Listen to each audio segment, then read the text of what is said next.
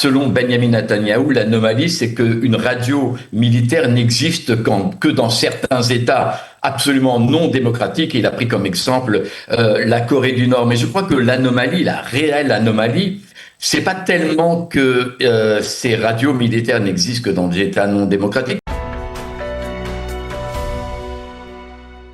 Nous avons le plaisir d'être en ligne avec Maurice Ifergan. Maurice, bonjour, Boker Tov. Bonjour Daniel. Merci d'être avec nous ce matin. On est très heureux de vous avoir parmi les intervenants dans cette heure d'actualité sur Radio Kalita, et c'est pour une raison importante parce que tout le monde le sait aujourd'hui, c'est confirmé, le gouvernement a validé hier la décision du ministre de la Défense de fermer la radio de l'armée israélienne Galei Tzahal. Alors on ne sait pas combien de temps ça va prendre avant que la fermeture soit officielle et soit effective. Il est probable, comme l'a dit le commandant de la station, qu'il y ait un appel devant la Cour suprême pour essayer d'empêcher cette décision. Mais en tout cas, je voudrais avoir votre appréciation. Vous avez été, vous, journaliste pendant de très longues années sur les ondes de Kol Israël, la radio israélienne nationale. Quel est votre sentiment après cette décision du gouvernement ? Bon, tout d'abord, Daniel, une précision tout de même. Selon la décision du gouvernement qui a été prise hier, la fermeture sera effective le 1er mars, donc c'est pas pour demain matin.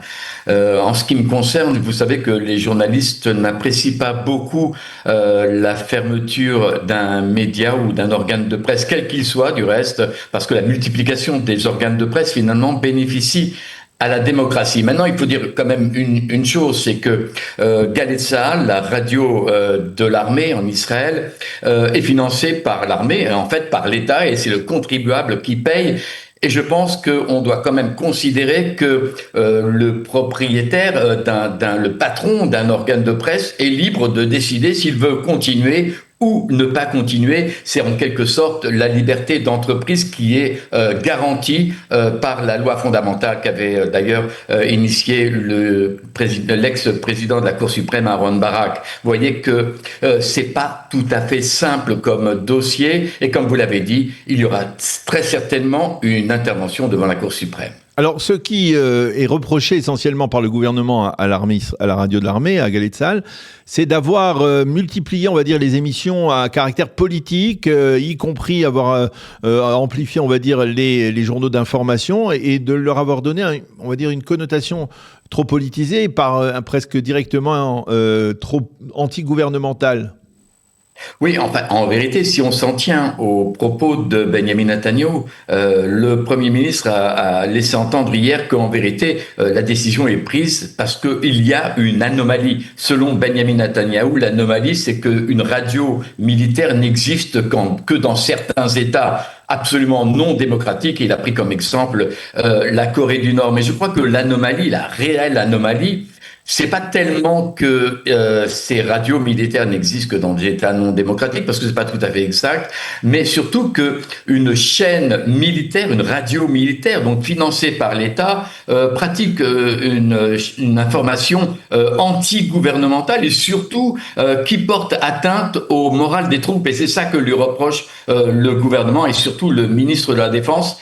Et pas seulement le ministre de la Défense en activité, mais pratiquement tous les anciens ministres de la Défense ont examiné la possibilité de fermer la chaîne militaire. Maintenant, moi, je pense qu'il serait bon d'abord de revenir au cahier des charges initial. Cette radio militaire était censée servir les soldats, servir de lien entre les familles des soldats et l'armée, et surtout de donner du contenu de la vie sous l'uniforme et de donner la parole aux soldats. Or, comme vous l'avez dit, les programmes d'actualité vraiment politique ont pris beaucoup plus de place que la vie des soldats. Et je crois que certains pensent qu'effectivement, l'armée ne devrait pas, du moins, avoir ou analyser des positions politiques. Est-ce que ça vous est arrivé de grincer des dents en écoutant les contenus de certains journaux d'information de Galei Tzahal ou de certaines émissions de Galei Tzahal ? Très souvent. Mais c'est le rôle de la presse. C'est-à-dire que des médias ou des organes de presse qui ne feraient pas grincer les gens, les dents des téléspectateurs ou des auditeurs ne seraient pas vraiment des organes de presse. C'est plutôt des organes de propagande. Moi, je pense que il faut écouter toutes les opinions, même si ça gêne, même si ça pose problème. Maintenant, la question, c'est que une chaîne de l'armée, la chaîne de Tsahal, est en quelque sorte le porte-parole de l'armée. C'est-à-dire que tout ce qui se dit sur la chaîne de l'armée, notamment les soldats israéliens prennent plaisir à tuer des enfants, il y a eu un génocide dans la bande de Gaza où l'armée crée la famine, ça porte atteinte au moral des troupes. Je parle pas de la population qui écoute, je parle surtout des soldats qui sont sur le terrain et qui entendent que finalement ce qu'ils font ne correspond pas du tout à leur valeur morale. Alors, qu'est-ce que l'on aurait dû faire ? Est-ce que vous auriez une solution, on va dire, de compromis pour maintenir peut-être Galey Tsahal sans peut-être froisser ou faire grincer autant de dents dans la population israélienne, peut-être redonner plus de poids justement au message des soldats, peut-être par exemple, et je dois vous dire franchement que cela m'a manqué pendant la guerre, de ne pas voir que de l'armée israélienne mettait en avant le sacrifice de plus de 900 soldats pendant la guerre, de le mettre en avant, de consacrer des émissions à ce sujet, de consacrer de nombreuses émissions aux blessés, aux milliers de blessés israéliens de cette guerre. Ça manquait un peu dans le Galey Tsahal. On parlait dans les journaux d'information tout de suite des critiques contre le gouvernement, de l'attitude. On entendait même des citations de porte-parole du Hamas. Ça peut gêner, n'est-ce pas ?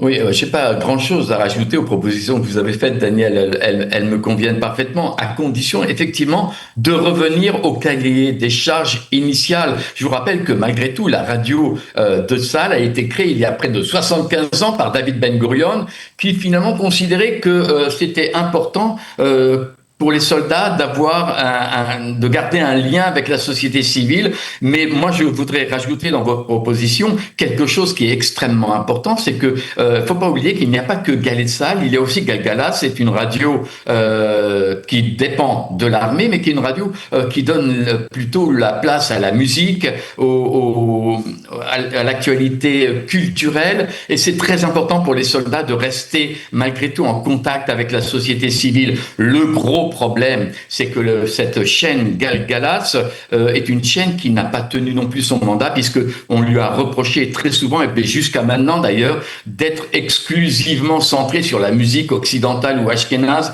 et de ne pas laisser suffisamment de place à la musique et à la culture orientale. Encore une fois, il y a eu une déviation de cette radio militaire, il faudrait y revenir. Et je crois que aussi le public a changé. Aujourd'hui, les gens qui écoutent la chaîne militaire ne sont plus des jeunes qui sont à l'armée et qui servent dans les rangs de Tsahal sous l'uniforme. Non, ce sont surtout des gens de 60 ans, parce que la radio militaire a été créée il y a 75 ans, comme je vous l'ai dit, et puis les habitudes font que le public de Galey Tsahal a changé, a vieilli. Il a aujourd'hui plus de 60 ans, un public vieux et de gauche, c'est pas tout à fait la représentation d'un pluralisme dont nous rêvons en Israël. Alors, est-ce que vous êtes inquiet, comme le disent certains responsables de l'opposition qui disent voilà, c'est le prélude à l'instauration d'une dictature en Israël avec une pensée unique, une volonté du gouvernement de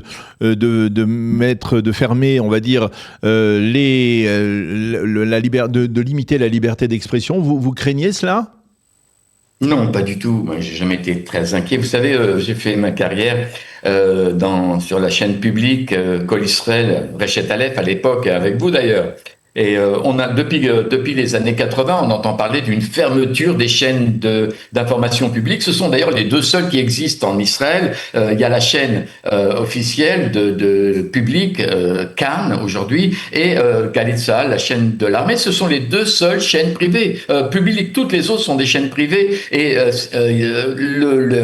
le milieu professionnel a toujours eu la crainte que ces chaînes publiques soient fermées par le gouvernement. Maintenant, je voudrais quand même parler de cette question de la Cour suprême qui doit intervenir, qui interviendra certainement dans le débat. Les juges de la Cour suprême devront trancher entre deux avis des conseillers juridiques du gouvernement, le précédent, Avichai Mendelblit, qui avait considéré, puisqu'on parlait déjà de la fermeture de Galey Tzahal il y a quelques années, que le gouvernement avait compétence pour fermer la chaîne qu'il finance lui-même, à condition que les raisons soient clarifié, éclairci et justifié. L'avis que vient de fournir l'actuelle conseillère juridique du gouvernement, Gali Bahara Miara, considère que la décision de fermer Galey Tzahal est totalement illégale et que le gouvernement ne peut pas prendre cette décision dans les circonstances actuelles. Qu'est-ce que ça veut dire, les circonstances actuelles? Eh ben, on approche des élections. Le gouvernement est considéré comme minoritaire par Gali Bahara Miara, et donc il n'a pas de légitimité pour prendre des décisions de ce genre. Donc les juges de la Cour suprême vont devoir trancher entre deux choses, les raisons de la fermeture et les circonstances de cette fermeture. Je ne sais pas quelle va être la décision des juges, mais j'aimerais pas être à leur place. Alors, un dernier point, il faut souligner aussi pour nos journalistes que Galey Tzahal, ça a été la pépinière, ça a toujours été la pépinière depuis près de 70 ans, donc de talents ou de talents journalistiques qui se sont développés par la suite dans les autres médias israéliens. Il n'y a pas peut-être une solution pour remédier à cela, si la radio de l'armée est fermée, peut-être créer une école de journalisme, tout simplement. Voilà. Moi, je crois pas trop aux écoles de journalisme. Moi-même, je n'ai pas fait d'école de journalisme. Mais c'est vrai que le problème, c'est que comme c'est l'armée qui recrute et les journalistes, a priori, les journalistes de Galey Tzahal sont des soldats d'actifs. En uniforme. C'était la seule école. La seule école de journalisme en Israël et qui finalement ouvrait les portes de tous les autres médias. Ceux qui avaient une carte professionnelle venant de Galey Tzahal ou un CV avec Galey Tzahal étaient recrutés pratiquement automatiquement dans les autres médias. C'est encore une fois un problème de pluralisme. Je pense qu'effectivement, il faut ouvrir le recrutement, pas seulement aux anciens de Galey Tzahal, mais aux compétences les plus diverses et peut-être ouvrir une école sérieuse de journalisme en Israël qui serait liée à une université ou à des instituts. Alors, je ne résiste pas à la tentation, puisqu'on vous a au téléphone et en Zoom, de vous poser une question sur l'autre décision hier prise par le gouvernement, à savoir la nomination du commission d'enquête nationale paritaire, qui pourrait renfermer et rassembler des membres de l'opposition et de la coalition. Qu'est-ce que vous pensez de cette décision, Maurice ?